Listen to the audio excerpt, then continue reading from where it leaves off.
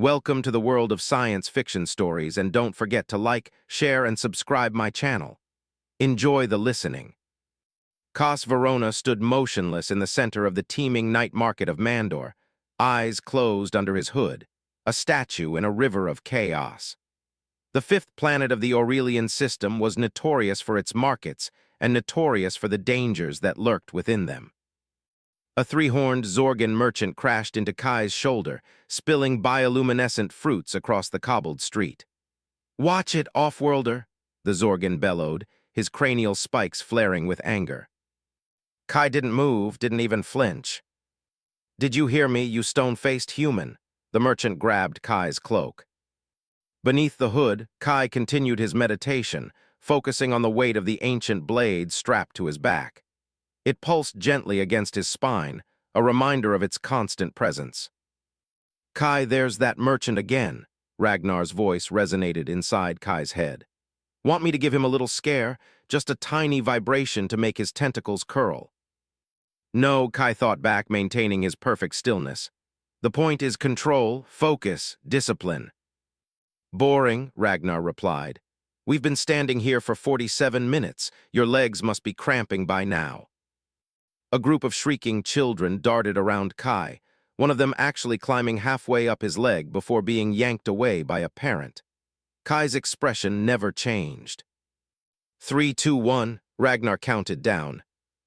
"And we're done," Kai muttered, opening his eyes just as the market's central chronometer chimed the 11th hour. The world rushed back in, the smells of fried kelp and exotic spices, the buzz of 1,000 conversations in 50 languages, the ozone tang of hovering neon signs. Kai rolled his shoulders, loosening muscles that had been locked in perfect stillness for nearly an hour. "Finally, now can we please get something to eat? You promised me blood-sap noodles." Kai was about to respond when a flash of silver caught his eye above the crowd. "Not silver, silver hair. Something more interesting just came up," Kai murmured, watching as a tall figure with violet skin vaulted over a merchant stall, her long silver hair streaming behind her like a comet's tail. She was being pursued by 4 figures in heavy tactical armor bearing the unmistakable blue hexagon sigil of Cosmtech Corporation. They moved with the efficient, coordinated precision that only came from extensive military training. "Those are H6 combat suits," Ragnar observed. "Latest model self-healing exoskeleton frameworks with integrated shield generators. Pricey. Whoever she is, she's important." I replied silently, watching as the violet-skinned woman darted between stalls, knocking over displays to slow her pursuers. Even from this distance, he could see her features clearly. High cheekbones, eyes the color of emeralds, full lips currently twisted in a grimace of exertion. Her combat suit was clearly expensive, form-fitting black material with iridescent purple accents, though a tear in the side revealed flesh the color of twilight. Blood, darker purple than her skin, trickled from the wound. "Are we going to help her?" Ragnar asked, a hint of eagerness in his mental voice. "We're going to watch," Kai replied, pulling his hood lower and melting into the crowd, moving parallel to the chase. "For now." The woman was good.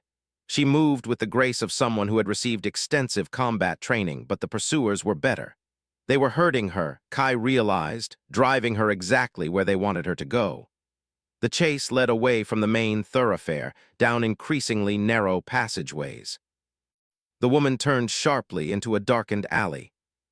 "Amateur move," Ragnar commented as Kai silently scaled a nearby wall, gaining a vantage point on the unfolding scene. 50 credits says it's a dead end." From his perch, Kai saw the woman's shoulders slump as she reached the brick wall at the alley's end. She whirled around to face her pursuers, reaching for a weapon that wasn't there. They must have disarmed her earlier. "Elva Demandor," the lead pursuer called out, voice metallic through his helmet speaker. "You've led us on quite a chase." "Demandor," Ragnar's voice held surprise. "The royal family, Kai, that's the crown princess of this entire system." Kai narrowed his eyes, studying the cornered woman more carefully. He'd heard stories about the 3 princesses of Mandor, daughters of the dying queen, heirs to the matriarchal throne that controlled the richest resource deposits in this sector of the galaxy. "The chase ends here, princess," another pursuer said, drawing an energy blade that hummed with lethal intent. "Cosm Tech sends its regards." The Princess Elva backed against the wall, her green eyes flashing with defiance. "Cosm Tech will never get control of Mandor's crystal fields. My sisters will." "Your sisters will join you soon enough," the lead pursuer cut her off. "Nothing personal, princess, just business." "Well, are we going to do something heroic or just watch?" Ragnar prodded impatiently. Instead of answering, Kai dropped silently from his perch, landing in the shadows between the princess and her would-be executioners. He leaned casually against the alley wall, arms crossed over his chest. "Problems?" he asked lazily. All 5 people in the alley jerked in surprise. The princess's emerald eyes widened, while the lead pursuer recovered quickly, turning his weapon toward Kai. "Hey, buddy," he growled. "Walk away if you want to keep breathing. This doesn't concern you." Kai didn't move, his face obscured by his hood. Curious thing to say to someone who's just trying to help. The princess pressed herself against the wall, her breathing ragged. You'll help me?" Hope tinged with suspicion colored her voice. One of the pursuers laughed, the sound distorted through his helmet. "4 of us, one of you, and we're wearing military-grade combat suits.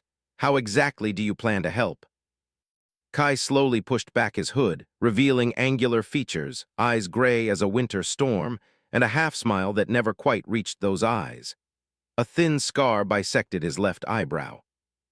"By asking politely for you to leave the lady alone," he suggested with mock innocence.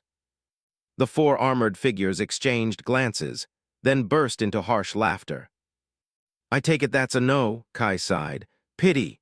He straightened from the wall, stretching his neck from side to side with audible cracks. "Last chance," the leader said, activating his energy blade. The other 3 followed suit, the alley now bathed in the crimson glow of their weapons. "Walk away or die with her." "Can I please come out now?" Ragnar whined in Kai's mind. "I've been stuck on your back for hours." "You'll kill them for me?" the princess asked, her voice a mix of hope and disbelief. Kai winked at her. "Me? No." With a fluid motion, he reached behind his back and drew forth what appeared to be an ancient, battered sword, the metal blackened with age, the edge seemingly dulled. "But my sword," he added, "might want to stretch his legs." The pursuers stared at the primitive weapon, momentarily stunned, before breaking into renewed laughter. "Is he seriously planning to fight us with that relic?" one of them sputtered. "Looks like something from a museum," another added. Kai shrugged. "Funny, but you're not the first to make that mistake." "Oh, please let me at them," Ragnar's excited voice filled Kai's head. "These self-important bucketheads in their fancy suits. I'll show them what real power looks like." "Show off," Kai murmured under his breath, then casually tossed the ancient blade into the air. The sword spun, not as a thrown weapon should, but as if it controlled its own momentum. It traced a perfect arc through the air, picking up speed as it went. 4 simultaneous flashes of light, and the sword returned to Kai's outstretched hand as if drawn by a magnet. "Your move," Kai said with a yawn. For a moment, nothing happened. Then, with eerie synchronicity, the 4 helmeted heads of the pursuers slid from their shoulders and thudded to the ground. Their bodies remained standing for a heartbeat longer before collapsing in unison. "Stars above," the princess whispered, her emerald eyes wide as moons. "Not my best work," Ragnar complained. "If you'd given me more room to maneuver, I could have done something truly artistic." Kai slid the blade back into its sheath, then extended a hand to the stunned princess. "I believe the show's over, Your Highness." She took his hand with surprising strength, her violet skin contrasting sharply with his tanned complexion. Up close, her beauty was even more striking. High cheekbones, full lips, and those remarkable green eyes now studying him with a mixture of awe and calculation. "How did you do that?" she demanded, glancing at the fallen mercenaries. "That's impossible. No blade can." "Lucky throw," Kai interrupted with a half-smile. "Right place, right time." "Lucky throw," Ragnar sounded offended. "I calculated 17 variables including atmospheric density to execute that maneuver." Kai ignored him, turning to leave the alley. "Wait," Elva called out, desperation clear in her voice. "Please, I need your help." Kai paused, not turning around. "I don't do charity work, princess." "I can pay you whatever you want. Name your price." Kai glanced back over his shoulder. "Some things can't be bought." "Oh, here we go with the mysterious lone warrior routine," Ragnar commented. "You know you're going to help her. You always do this. Act all disinterested first, then swoop in to save the day." "Shut up," Kai thought back. "What was that?" Elva asked, stepping closer. "Nothing," Kai replied. "Look, I'm not for hire, not even for royalty." Her eyes narrowed. "Then what would it take? There must be something." Kai chuckled, the sound rusty from disuse. "If you were my wife, that would be different. Family obligation and all that." He meant it as a joke, a ridiculous notion to end the conversation. He was unprepared for her immediate response. "Done," she said firmly. Kai blinked. "What?" "I accept your terms," Elva said, straightening to her full height, nearly as tall as he was. "If marriage is what it takes to secure your protection, then I, Elva Demandor, Crown Princess of the Seven Systems, will become your wife." Did not see that coming. Ragnar laughed in Kai's mind. "You can't be serious," Kai said, genuine surprise breaking through his carefully maintained facade. Elva stepped closer, close enough that he could smell her perfume, something exotic and floral, undercut with the metallic scent of blood from her wound. "I am entirely serious," she said, her green eyes boring into his. "Those men weren't the first sent to kill me, and they won't be the last. Cosm Tech wants our crystal fields, and they'll eliminate my entire family to get them.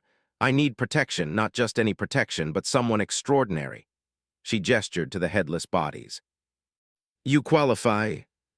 "This is insane," Kai muttered. "You don't even know me." "I know enough," she countered. "I know you're the most dangerous person I've ever encountered. I know you just saved my life, and I know I'm out of options." An image flashed through Kai's mind, a memory buried deep. A hungry boy sitting alone in the wreckage of a transport hangar.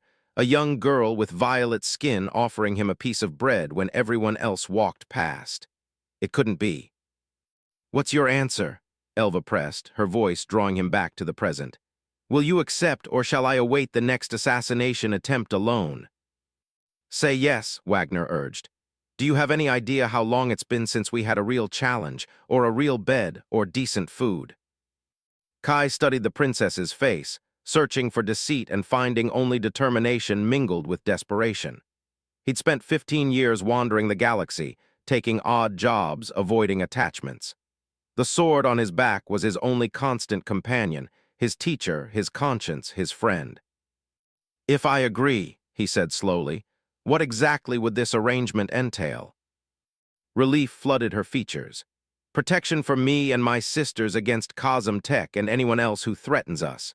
In return, you'll have the title of royal consort, access to all the resources of Mandor, and—" She hesitated, a flash of vulnerability crossing her face.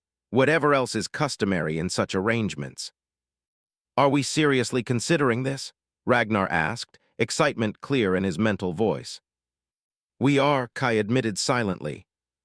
Before he could respond, loud, distant shouts echoed from the market. More pursuers, likely alerted when the first team failed to report in. "We need to move," Kai said, decision made. "Your Highness, lead the way to somewhere safer. We can discuss the details of our arrangement there." Elva's smile was dazzling. Relief and triumph, and something more primal that sent an unexpected jolt through Kai's usually disciplined mind. "Follow me, husband-to-be," she said, already moving deeper into the shadows of Mandor's labyrinthine back streets. "And perhaps you'll tell me the name of the man I just agreed to marry." "Kai," he replied, falling into step beside her. "Cos Verenis." "And Ragnar," the sword added indignantly in his mind. "Don't forget to mention me." "Just Kai," he repeated, ignoring the blade's protest. "And I have a feeling I'm going to regret this." But as he followed the silver-haired princess through the shadows, Kai couldn't deny the stirring of something he hadn't felt in years. Purpose, perhaps, or something more dangerous still. The royal palace of Mandor loomed against the twilight sky, its crystalline spires catching the last rays of the setting sun. Kai stared at the structure with growing apprehension. He'd spent his life avoiding entanglements, political, emotional, or otherwise. Now he was walking straight into what seemed like all three at once. "It's magnificent," Ragnar commented in his mind. "I haven't been in a royal palace since before you were born." "And how did that visit end?" Kai asked silently as they approached the towering gates. "With 3 dead monarchs and a civil war," the sword replied cheerfully. "But I'm sure this will go much better." Elva moved with renewed confidence as they neared the palace, her regal bearing returning with each step. The wound in her side had stopped bleeding, but her combat suit remained torn and blood-stained. "The royal guard won't be pleased to see me in this state," she said, "and they certainly won't be pleased to see you." "I'm used to not being welcome," Kai replied. The massive gates were guarded by 6 soldiers in gleaming silver armor, each bearing energy spears that hummed with barely contained power. As Elva approached, they snapped to attention, then immediately raised their weapons when they spotted Kai. "Princess Elva," the lead guard exclaimed, "we've been searching for you since you disappeared from the diplomatic reception." His eyes narrowed at Kai. "Who is this person?" "Lower your weapons," Elva commanded. "This man saved my life tonight. He is to be treated as an honored guest." The guards hesitated, spears still leveled at Kai's chest. One of them activated his helmet scanner, running it over Kai's body. "He's armed, Your Highness," the guard reported. "There's an unregistered weapon on his back. Protocol demands." "I said lower your weapons," Elva repeated, her voice hardening. The guard shook his head. "Forgive me, Princess, but after the recent attacks, we have strict orders from Captain Jark. All unknown individuals must be detained and searched before entering the palace grounds." He gestured to 2 of his men. "Seize him and confiscate the weapon." "Oh, this should be entertaining," Ragnar chuckled in Kai's mind. "I wouldn't do that if I were you," Kai warned mildly as the guards approached. They ignored him, one grasping for his arm while the other reached for the sword strapped to his back. What happened next occurred so quickly that later, when the guards tried to explain it to their superiors, none could agree on the sequence of events. Somehow, in the space of 3 heartbeats, all 6 guards found themselves on the ground. 3 were unconscious, 2 were groaning in pain, and the captain was pinned to the ground with the tip of a blackened blade at his throat. Kai stood over him, expression calm as though he were commenting on the weather. "I believe the princess said to lower your weapons." The guard captain's eyes bulged. "Impossible," he gasped. "No one can move that fast."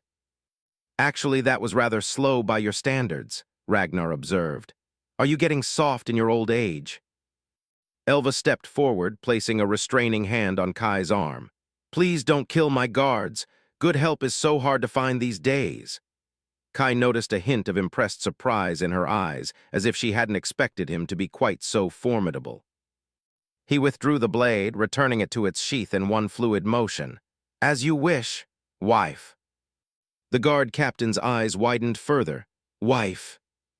"A recent arrangement," Elva said with a smile that didn't reach her eyes.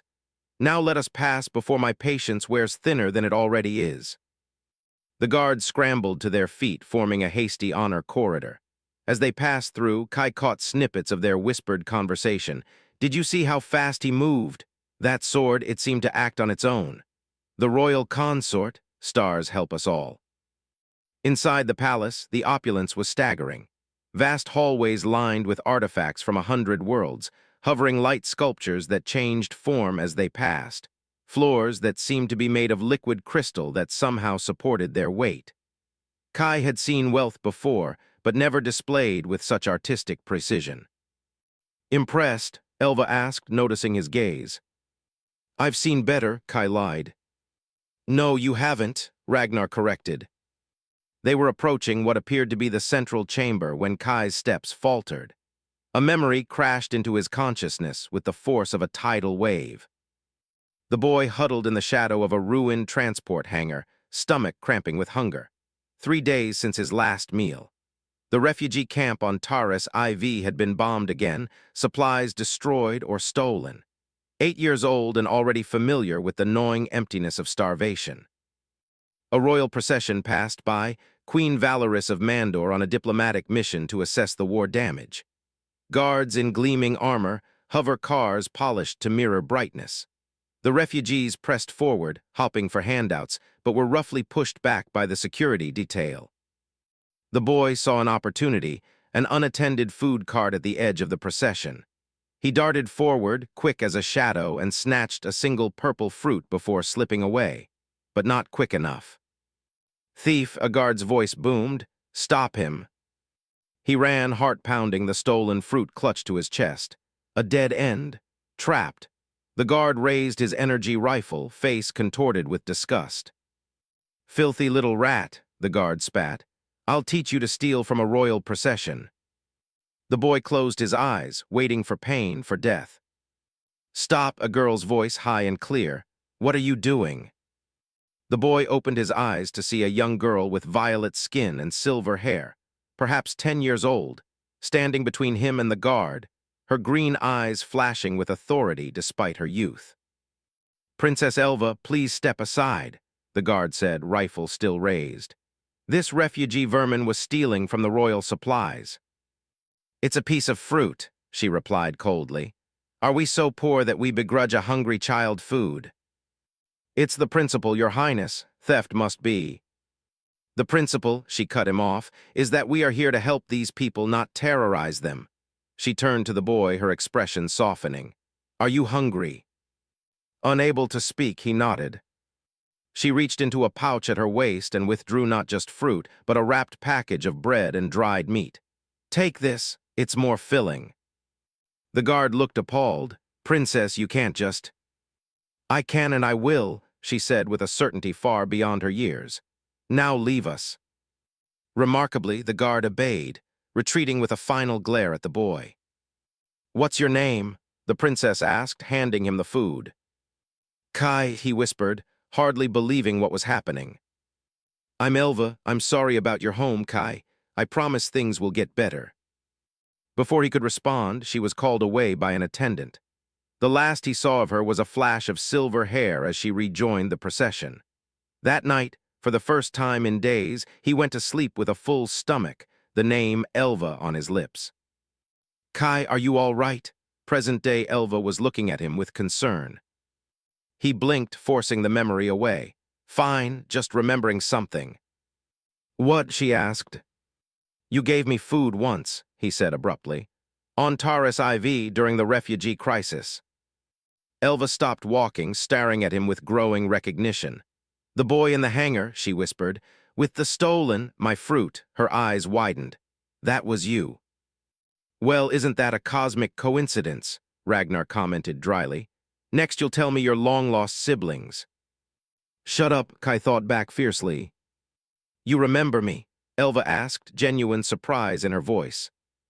"Not many violet-skinned princesses hand out food to starving thieves," Kai replied, uncomfortable with the vulnerability the memory exposed. "It was a memorable day." She studied his face, as if trying to find traces of that hungry child in the hardened warrior before her. "You've come a long way from that hangar." "Thanks to Ragnar," he admitted. "Ragnar?" she asked. Kai hesitated, then placed his hand on the hilt of his sword. "My blade, he's more than a weapon." "Finally, a proper introduction," Ragnar exulted. Before Elva could inquire further, the massive doors to the central chamber swung open. 2 women stood framed in the entrance, both with the same violet skin as Elva, but otherwise strikingly different. The first had hair like living flame, cropped short and wild, with eyes to match, burning amber that seemed to glow from within. She wore a black leather combat suit adorned with decorative metal plates, and her posture screamed warrior from 100 paces. A curved energy blade hung at her hip. The second woman was her opposite in every way. Long raven hair falling in waves to her waist, eyes of deepest purple, and a flowing gown of some gossamer material that managed to be both elegant and provocative. Where the first woman radiated aggression, This one emanated a sensual confidence that made even Kai's disciplined mind pause. "I think I'm in love," Ragnar declared dramatically. "Elva," the flame-haired woman exclaimed. "Where have you been? The palace has been in chaos since you disappeared from the reception." Her eyes narrowed on Kai. "Who's this?" "My new husband," Elva replied calmly. The silence that followed was absolute. Then both women burst into speech simultaneously. "You're what?" the warrior woman sputtered. "How delightfully scandalous," the raven-haired woman purred. Elva raised her hands. "Ta Rama meet Kos Verinis. Kai, these are my sisters, Princess Ta and Princess Rama." Ta, the warrior, circled Kai like a predator assessing prey. "You married a human, without consultation, without ceremony. Have you lost your mind, Elva?" "He saved my life," Elva replied, explaining briefly about the Cosm-Tech assassins in the marketplace. Rama, meanwhile, had glided closer to Kai, her movements hypnotic. "My sister always did have excellent taste," she murmured, her voice like silk. "Though I must say I'm hurt she didn't share."